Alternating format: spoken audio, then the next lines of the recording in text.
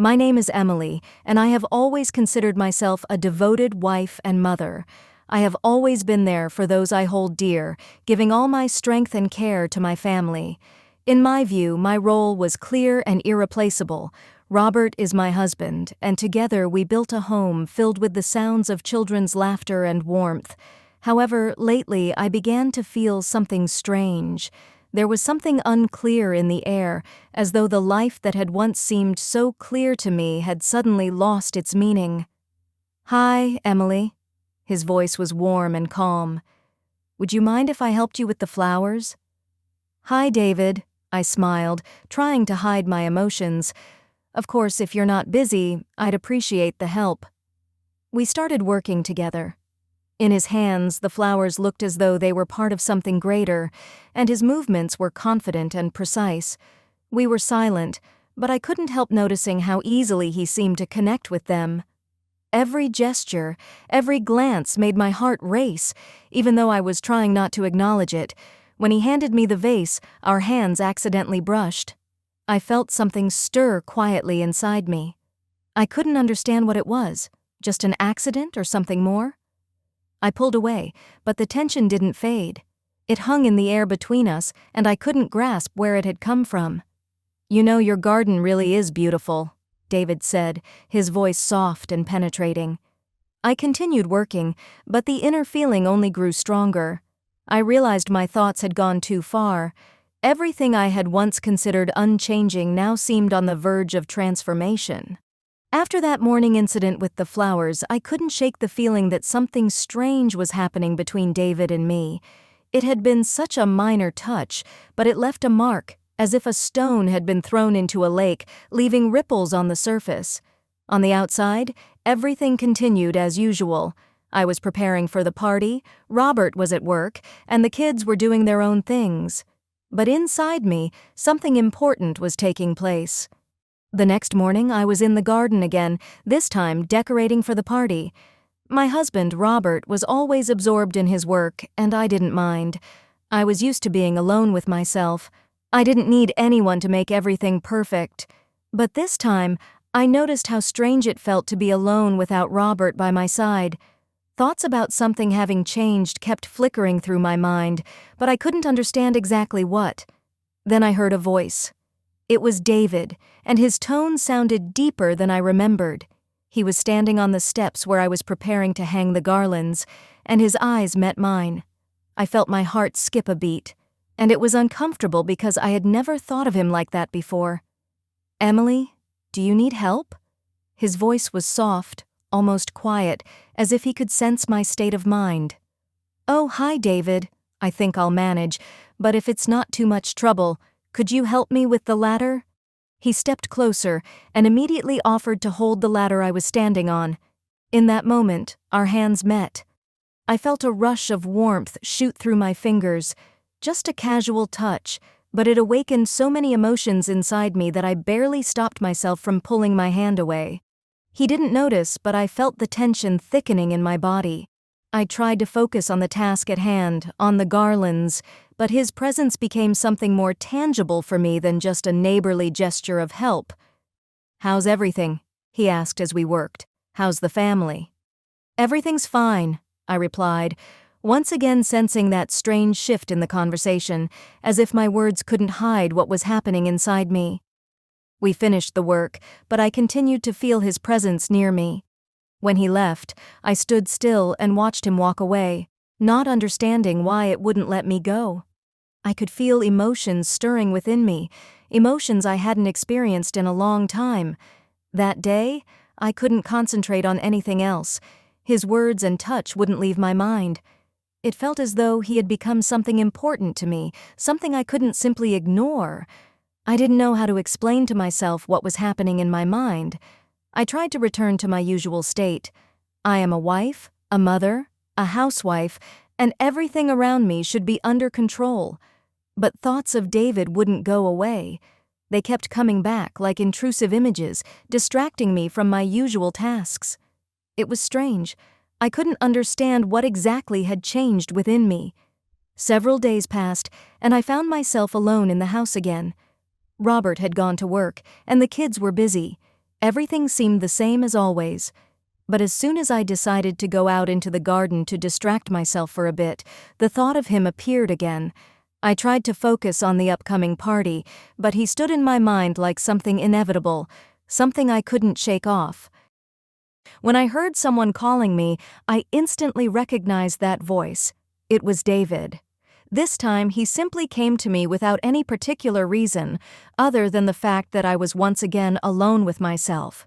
He offered to help once more, but I couldn't respond with certainty. With every one of his appearances, I felt how something indescribable had gathered between us. "Emily, aren't you lonely by yourself?" he asked, smiling slightly as he appeared at the gate. I felt everything in my body freeze. There was something in his voice that I couldn't ignore. He was looking at me, and in his gaze, there was not only interest but something deeper. Something that didn't just feel like friendly care, but something personal, even intimate.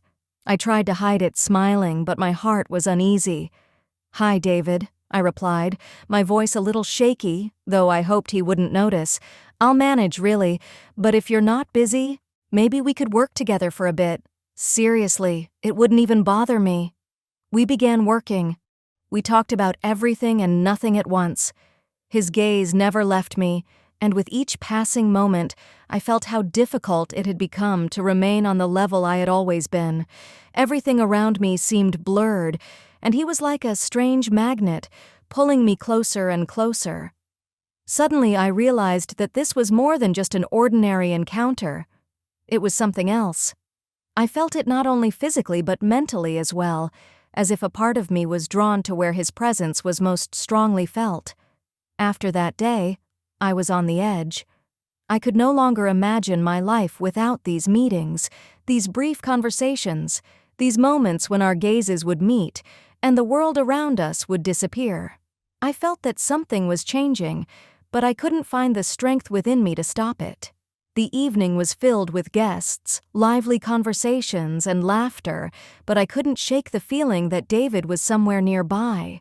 It was a strange sensation, as if his presence existed in the air, barely noticeable but unmistakably real. Robert and I spent time with friends, talking and laughing, but I couldn't focus. My eyes involuntarily searched for him in the crowd. David was the center of attention, telling some story that made everyone laugh. He was as bright and cheerful as ever, but for me he was something entirely different. When our eyes met amidst the sea of faces, I felt a flutter in my chest. Everything I had once considered familiar and safe suddenly felt unstable. At some point, I found myself at the drinks table, trying to hide my nervousness. There were many people around, but in that moment, it felt as if everything had disappeared.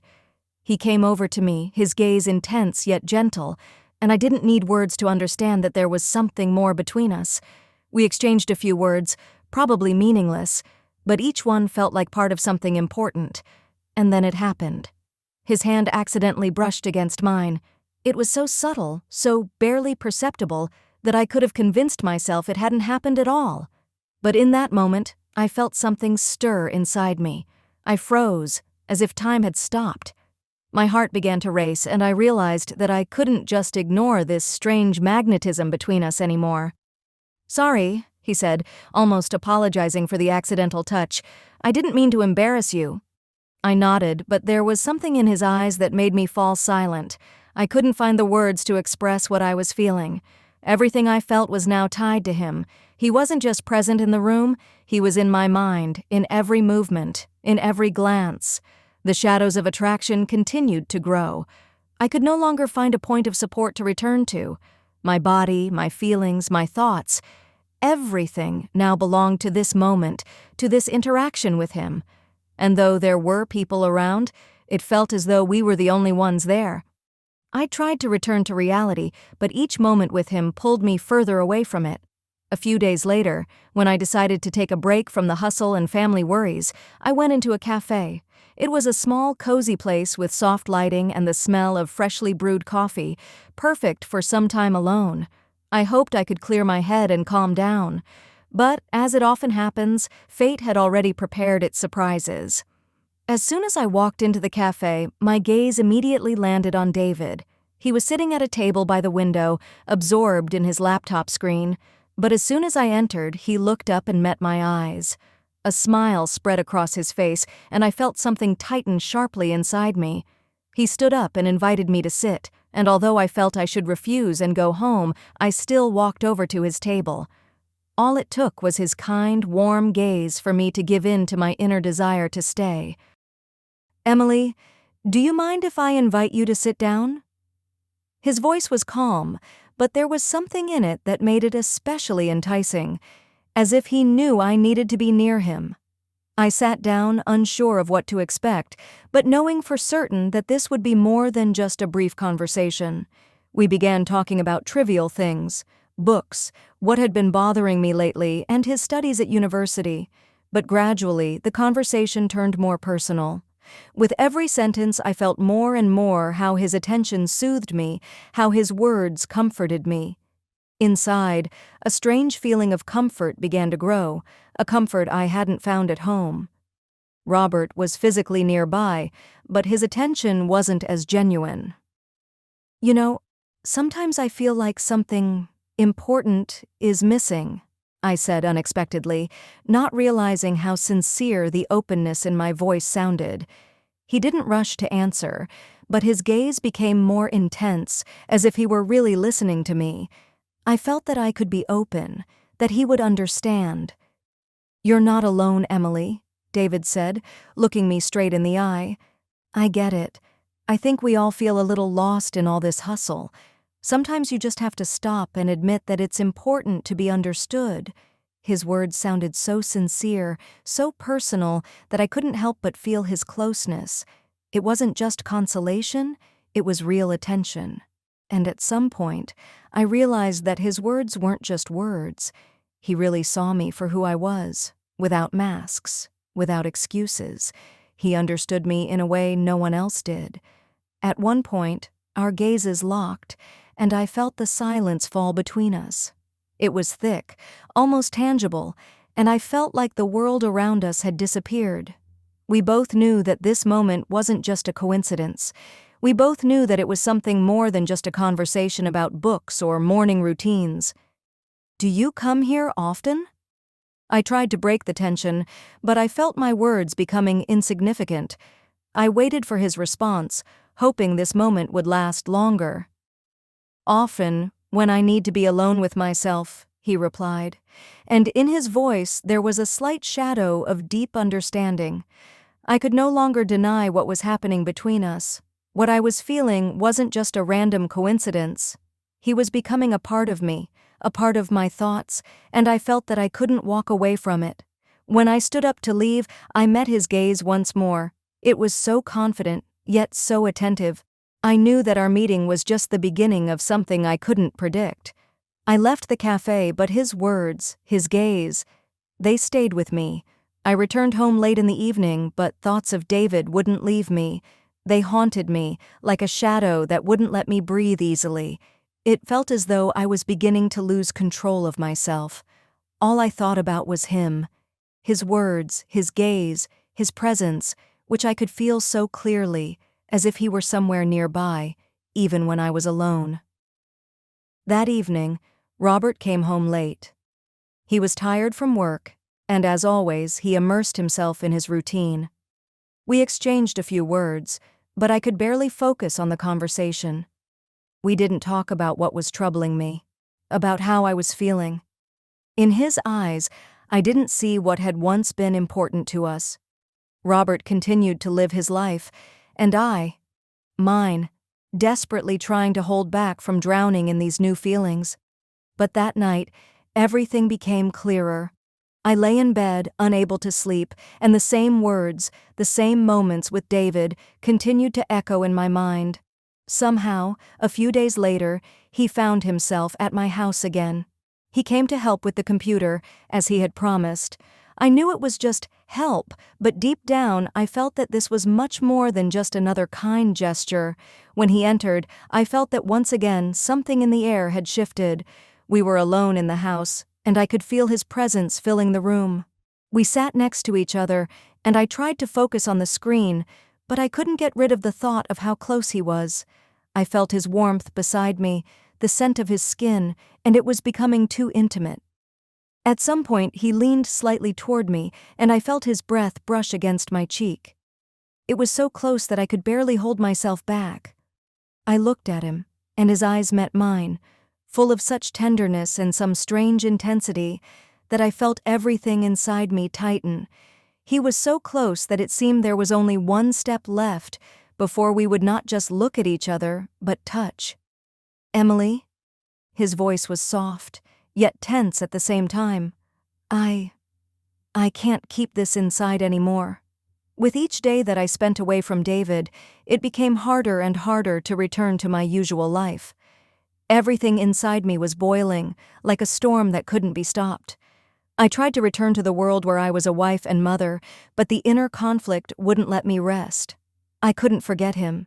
His gaze, his touch, they wouldn't let me go. No meeting could be simple. We met secretly in those rare moments when we could be alone, and each time everything became more intense, more desperate. I knew it was wrong, that I was crossing boundaries that had once seemed untouchable, but I couldn't stop.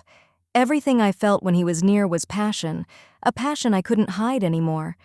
We met on the secluded terrace of a cafe on the same day when I could no longer sit at home and pretend everything was fine. I was searching for answers, and he, as always, was there to give them to me. We talked about what troubled us, about what remained hidden inside, but words lost their meaning. They couldn't express what was happening between us. He looked at me in a way no one else ever had. It wasn't a playful glance. It was a gaze that penetrated to the very core, and I knew that we both felt what couldn't be hidden. "Emily," his voice was soft, but there was determination in it. "You know I can't ignore this anymore. I think about you all the time. It's not just attraction, it's something stronger, something I don't understand, but I can't hide it anymore."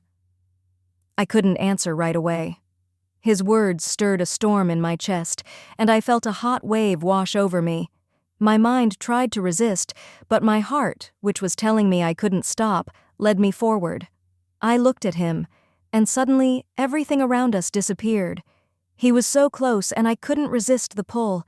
My hands trembled as I placed them on his chest. In that moment, everything I had ever considered right disappeared. We kissed, and it wasn't just a kiss. It was the collision of two worlds, where there was no room for doubt or regret. Everything inside me froze, and I realized that nothing would ever be the same. I could no longer be the person I was before. With every touch of his, I felt my doubts dissolve, making way for feelings that could no longer stay hidden. "Are you sure you want this?" His voice was trembling, full of anxiety, but I could see how he was holding himself back, not knowing what would happen next. He couldn't demand anything from me, but his eyes said it all. We both knew this was something more than just physical attraction. It was a secret passion, and it was only ours. But in our hearts, we both knew that after this moment, nothing would ever be the same. The secret meetings continued, each time we met in different places where no one could notice us. An old park, secluded corners of the city, empty streets after sunset. I knew we were taking risks. I knew our actions could destroy everything, my family, my life, our friendship with David. But I couldn't stop. Everything between us was so real, so intense, that I couldn't walk away from it. Every moment spent with him was filled with passion, as if we were trying to make up for lost time, trying to connect with each other not only physically, but soulfully. We talked about what troubled us, about things we could never tell anyone else, but there was always a shadow between us, something we couldn't openly name, a sense of guilt, the feeling that we were breaking every possible rule. And yet, the more I tried to understand what was happening, the stronger the feeling that all of this was inevitable became. But one day, I couldn't hide it anymore. I couldn't keep living in this dual world, my family and my love for David, which I couldn't ignore. I realized that I needed to do something, to make a decision. I could no longer hide. I knew there had to be a moment when I would tell Robert the truth, and that moment came. When I confessed to him, I saw how his face changed. Shock, pain, disappointment. That was all I saw in his eyes. Robert couldn't believe it. He couldn't understand how it had happened, how I could betray him, our family. In his eyes, there was not only anger but confusion. Everything I had once built shattered in an instant. But I knew I had to take this step. I couldn't continue living a lie. "Are you out of your mind?" His words were full of bitterness. "How could you? We've always been a team." "We can try," he finally said, his voice much quieter than before. "We can try to work through this if you're ready." But that night, as I stood next to Robert, I realized that perhaps we both had begun something new.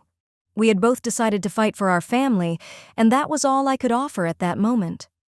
But the thoughts of David, despite everything that had happened, continued to torment me.